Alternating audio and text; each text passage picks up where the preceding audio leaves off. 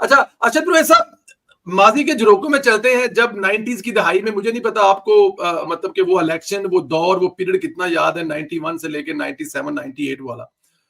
बेनजीर साहिबा और मियां मोहम्मद नवाज शरीफ का ओल्ड वर्जन, जिसमें दोनों सियासतदान आपस में एक दूसरे से 7 8 साल तकरीबन लड़ते ही रहे हैं। आप उनको पकड़ लें, वो उनको पकड़ लें, 2.5 साल आपके लग गए, 2.25 लग गए। बड़ी मुश्किल से उस निजाम से हमारी जान छूटी थी जब बेनजीर साहिबा ने और मियां मोहम्मद नवाज शरीफ साहब ने लंदन में बैठ के डिसाइड किया कि लड़ाई झगड़ा अब नहीं करना, इस मुल्क को आगे लेके चलना है। और उसके लिए, और वो बड़ा कामयाब तजर्बा रहा। 5 साल मियां मोहम्मद नवाज शरीफ साहब की हुकूमत जैसे भी हुए, 5 साल पूरे हुए। असफ अली जरदारी के भी जैसे भी पूरे हुए। बिलावल भुट्टो जरदारी साहब में एक वो पुरानी रूह नहीं आ गई 90s वाली, वो मतलब कि कैसे उनको समझ लग गई है, या वो क्या चाहते हैं, या फिर ये कहना मुनासिब है जो सोशल मीडिया पे या मेन स्ट्रीम मीडिया पे मेरे जैसे बंदे ये कह रहे हैं, क्योंकि बिलावल भुट्टो जरदारी के पास लोगों को बताने के लिए कुछ नहीं है, कारकर्दगी कुछ नहीं है, तो उनको इस किस्म के पंगेबाजियां या इस किस्म की चीजें चाहिए मीडिया पर, जलसों में, कि वो फिर दोबारा हमें 90s की दहाई में लेके जाना चाहते हैं। लेकिन एक अच्छी और खुश आइंद बात यह है कि उनकी किसी बात का किसी जगह पे पाकिस्तान मुस्लिम लीग नून की तरफ से जवाब नहीं दिया जा रहा। वो जो कर रहे हैं उनको करने दे। लेकिन क्या ये मुनासिब रवैया है बिलावल भुट्टो जरदारी साहब की तरफ से, वो जिस किस्म की तकरीरें कर रहे हैं, जो भी माहौल पैदा कर रहे हैं? देखिए, तारीख की अगर आप बात करते हैं तो 1984 का काउंसलर्स का इलेक्शन हुए थे, 85 का जो है वो गैर जमाती इलेक्शन हुआ था, फिर 88 का जो इलेक्शन हुआ था उसके अंदर हमने छांगा मांगा के हालात देखे और बेनजीर भुट्टो साहबा का और मियां मोहम्मद नवाज शरीफ का टकराव देखा। फिर 90 का इलेक्शन, फिर 93 का कहो बनाम मुस्तफ़ा शेर तूबर शेर का, ये सारी हमने सूरत हाल देखी। फिर 97 के बाद जो इंसान आपको पता ही है, 98 99 में जो इंसान शरफ साहब आ गए, ये सारी सूरत हाल देखी। उसके अंदर सारा जो मियां मोहम्मद नवाज शरीफ को दो चीजों ने लीडर बनाया था, एक उनके काम ने और दूसरा बेनजीर भुट्टो साहबा की मुखालफत ने। अब बिलावल भुट्टो साहब जो उनसे है ना, वो ये चाहते हैं कि जो माँ से मेरी गलती हुई थी वो गलती मियां मोहम्मद नवाज शरीफ करे। तो मियां मोहम्मद नवाज शरीफ के पास इस खत्ते के अंदर जितने भी लीडर्स हैं ना, उनमें सबसे ज्यादा तजर्बा है। तो वो कहते हैं कि बस जो बॉल आती है पास करे जाओ। और जहां तक बात रही बिलावल साहब को, जिन जिन लोगों ने, जिन अफराद ने इनको टेक दी, तो तारीखें भी मैं बता सकता हूँ एग्जैक्टली कि जब मरीम नवाज शरीफ कराची गई और दरवाजा तोड़ा गया होटल का, उसके बाद जब फोन आया, तो मैंने पहले भी डिस्क्लोज किया था कि पहला फोन आया ही लाहौर था, फिर दूसरा फोन लंदन गया था, फिर तीसरा फोन बिलावल को गया था, बिलावल ने रिसीव किया था, दो तरफ से रिफ्यूज हुआ था। अगर कोई इस इंफॉर्मेशन पे कोई डाउट करता है ना, मैं आपको मिनट्स बता दूंगा।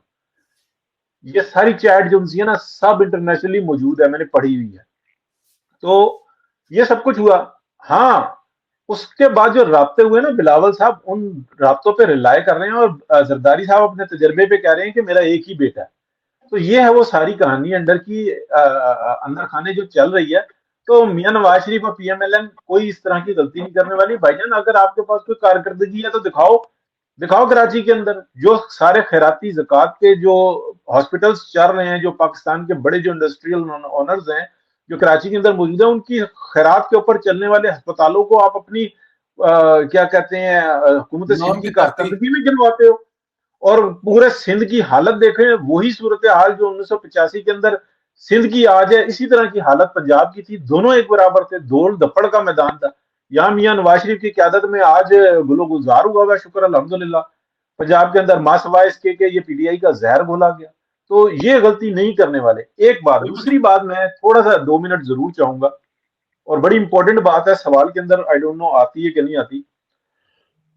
ये जो स्टॉक एक्सचेंज की में जो तेजी आई हुई है ना, बुनियादी पीछे वजह क्या है ये मैं आपको बताऊं। एक कॉन्फ्रेंस उसको कह लें जो कि चल रही है शंघाई के अंदर, लेकिन उनकी लोकल कॉन्फ्रेंस है। यानी कि हमने अपने प्रोग्राम में कई दफा बताया कि बीजिंग दुनिया को डील करता है और शंघाई जो उनसा है ना, वो चाइना के अंदर की इकोनॉमी को डील करता है, कि जिसमें पाकिस्तान को वो चाइना का हिस्सा ही काउंट करता है। वहां पे जो कॉन्फ्रेंसेस चल रही है ना, वो ये चल रही है कि इलेक्शन के रिजल्ट क्या मुतवक्को है, तो उनको उनको देखा जा रहा है। और उसके बाद उन्होंने प्रोजेक्ट्स कैसे लगाने हैं पाकिस्तान के अंदर। ये बात गौर से सुन ले, चाइना की जो 60% रकबा है ना, उसका इन्हिसार, जिसके ऊपर टोटल आबादी चाइना की 6% है और रकबा 60% है, जिसे पाकिस्तान के अंदर बलूचिस्तान है, उसकी जो वाहिद जो शहर है ना, वो है सीपैक। उसको उन्होंने कैसे चलाना है, उनका फ्यूचर क्या है, उसके हिसाब से जो काम हो रहे हैं, सिर्फ उसकी जो इंफॉर्मेशन है ना वो पाकिस्तान में आ रही है। यहाँ पे ये प्रोजेक्ट लगेगा, यहाँ पे ये प्रोजेक्ट लगेगा, यहाँ पे ये प्रोजेक्ट लगेगा।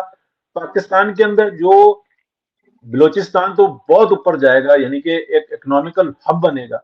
हर जगह पे जो प्रोजेक्ट्स लगने हैं, तमाम इंफॉर्मेशन ये गैदर कर रहे हैं जो पाकिस्तान के अंदर पॉलिटिशियंस, सॉरी, जो इकोनॉमिक जो आप कह लें टाइकून्स हैं, उनको पता लग रहा है कि यहाँ पे ये हब बनने वाला है, वो वहां पे इन्वेस्टमेंट कर रहे हैं। तो ये सब राइज हो रहा है और मियां नवाज शरीफ इस सबको लीड कर रहे हैं।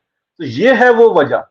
और इलेक्शन कहीं नहीं जा रहा। इलेक्शन में ये जरूर हो सकता है कि अप्रैल 2021 के अंदर हम जब ये हुकूमत तब्दील हुई तो हमारे पास आप कह लें कि मई और जून में हमने अपने प्रोग्राम में बता दिया था, मैं बार बार कहता था कि इलेक्शन मार्च अप्रैल 2024 के अंदर होगा।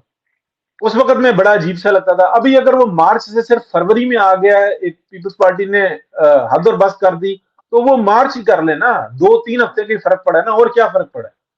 हमें उस वक्त भी पता था कि 3 मार्च को सेनेट का इलेक्शन है।